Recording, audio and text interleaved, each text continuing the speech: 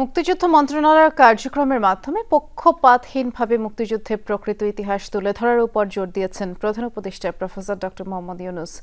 বিকেলে রাষ্ট্রীয় অতিথি ভবন যমুনা এক বৈঠকে তিনি কথা জানিয়েছেন। বৈঠকে উপদেষ্টা ফারুক আজম বলেছেন, বিগত সময় মুক্তিযুদ্ধ মন্ত্রণালয়ের কোটি টাকা ব্যয়ে বিভিন্ন স্থাপনা অবকাঠামো নির্মাণ করে মুক্তিযুদ্ধের বিভ্রান্তিকর ইতিহাস উপস্থাপন করা হয়েছে। আর এসব অবকাঠামোতে রণাঙ্গনের কোনো বিস্তৃত বর্ণনা নেই, মুক্তিযোদ্ধাদের বর্ণনা নেই, কেবলমাত্র একটি পরিবারের ছবি সরঞ্জাম দিয়ে অতিরঞ্জিত তথ্য উপস্থাপন করা হয়েছে। বলেন, বঙ্গবন্ধুর আদর্শ মুক্তিযুদ্ধের চেতনা বাস্তবায়ন শীর্ষক গবেষণা প্রকল্পে 23 কোটি টাকা ব্যয় ধরা হয়েছে উল্লেখ করে উপদেষ্টা বললেন, কোটি টাকা মন্ত্রণালয় থেকে নিয়ে গেলেও তারা তেমন কোনো গবেষণা করেনি।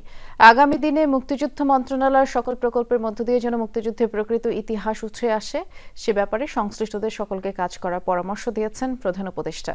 এই বৈঠকে বর্তমান সরকারের সময় মুক্তিযুদ্ধ বিষয়ক মন্ত্রণালয় কর্তৃক গৃহীত উল্লেখযোগ্য কার্যক্রম এবং আগামী 6 মাসের কর্মপরিকল্পনা প্রধান উপদেষ্টার কাছে তুলে ধরা হয়।